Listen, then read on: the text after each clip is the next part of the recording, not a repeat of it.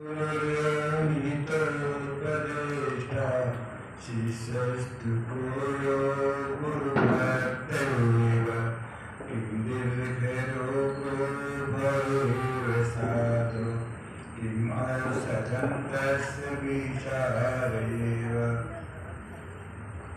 सत्पुरुष परमात्मा कबीर साहब के इस पावन समाधि स्थली पर विराजमान हमारे परम सभी संतगण, सभी परम प्रेमी भक्तगण, माताएं, बहनें और दिल्ली से आए हुए श्री मान सिंह जी, वाराणसी से श्री रीता साहिब जी और अन्य जो भी भक्तगण आए हैं। तो आज जो वार्षिक हमारा लक्ष्मी पूजा का त्यौहार है, इसे पूरे देश में हर्षोल्लास के साथ मनाया जा रहा है और लक्ष्मी का स्वागत किया जा रहा है कि लक्ष्मी धन धन संसाधन की वरिष्ठात्री हैं, तो हमारे भारत को, देश को, विश्व को और सभी मानव जनों को सुखी संपन्न रखें। तो हमारे शिव जी ने इन्हें अर्धांगिनी के रूप में अपनाया। आधे अंग उनका बनारस में जाके देखेंगे, शंकरानंद में तो आधे अंग शिव जी का, आधे अंग श्री का एक साथ बना हुआ है। और विष्णु जी ने इन्हें सहायिका के रूप में अपनाया, सहायिका।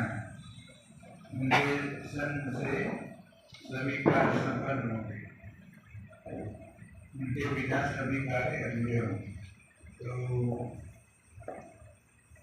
लक्ष्मी जी सहायिका है, जो लक्ष्मी जी को सहायक मान के काम करेगा और अपने विष्णु पद को बनाए रखेगा, ज्ञान विचार, तो वो जीवन में सफल होगा। अगर उनके अधीन चलने लगेगा तो वो विष्णु पद से भ्रष्ट होकर ये समस्त कार्य व्यवहार नहीं होते हैं। ये हमारी संस्कृति का उपदेश है, इसी की पूजा हम स्मरण आज करते हैं कि हमारा विष्णु पद है और समस्त संसाधन हमारे साधन हैं जिन्हें उपयोग करके हमें आगे जाना।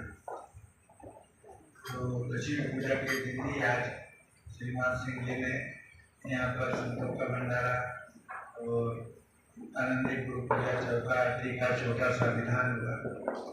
तो इस विधान में सतपुरुष परमात्मा कबीर साहब का आह्वान करके उनसे निवेदन किया जाता है कि साहब हमारे समस्त दुर्गुणों अज्ञान को दूर कर हमारे ज्ञान को प्रकाश कीजिए।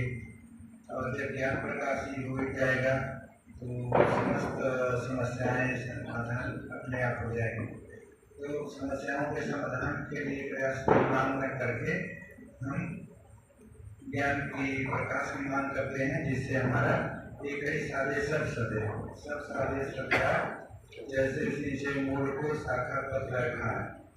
मनुष्य का ज्ञान जो कि प्रकट हो जाए, जो दीपक 26,70,000 की अयोध्या में जलाए गए और यहाँ पर हम लोगों ने जलाए, बालाश्रम पर 300 दीप जलाए।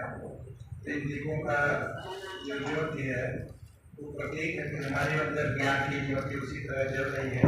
उस ज्योति को प्रकट करना है, वो ज्योति जो हमेशा जल रही है ज्ञान रूप में, उसका प्रकट प्रकाश से हम वंचित हैं, अज्ञान का अंधकार से हम संपृक्त हो गए हैं।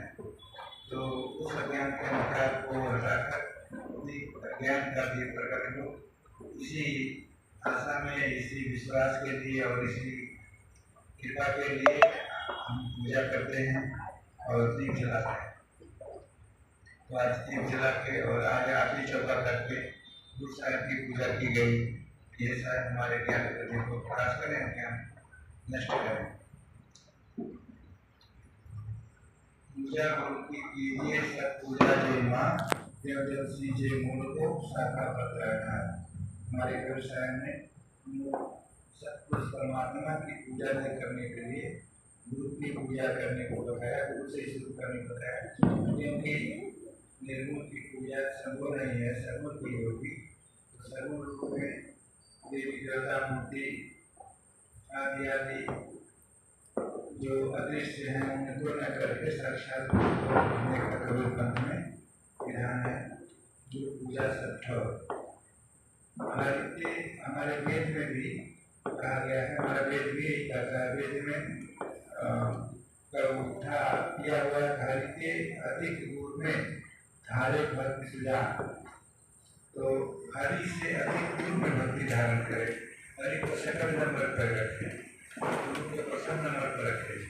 तो ऐसे हमारा परंपरा है। हमारी परंपरा साहब ने भी बोला है कि गुरु गोविंद लोग पढ़े ताकि लागू पाओ।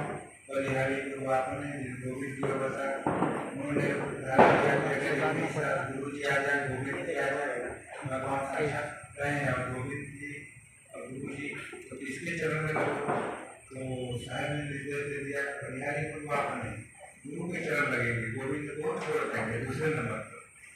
क्योंकि गुरु से गोविंद मिल जाएंगे, लेकिन गोविंद नाराज हो जाएंगे तो गुरु भी नहीं मिलेंगे।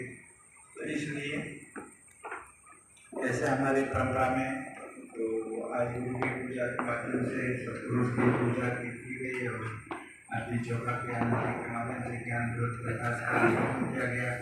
तो इन्हीं शब्दों के साथ श्रीमान सिंह जी को रीता जी तथा समस्त जो भक्तजन बैठे हैं सबको सतगुरु कबीर साहब सतपुरुष परमात्मा शांति धन लक्ष्मी आनंद और तमाम सुख संदूर प्रदान करें। और जो ज्ञान अज्ञान का प्रभाव है जिसके कारण हम दुखी हैं वो दूर करें। हम संसाधनों के अभाव के कारण दुखी नहीं है, अज्ञान के प्रभाव से उत्पन्न जो लोग मोह अहंकार हैं उनके कारण दुखी हैं। तो ज्ञान को ध्यान रखना है, अज्ञान को सेकंड कर देना है, हमारी समस्या समाधान होगी। बोलिए सद्गुरुदेव की जय।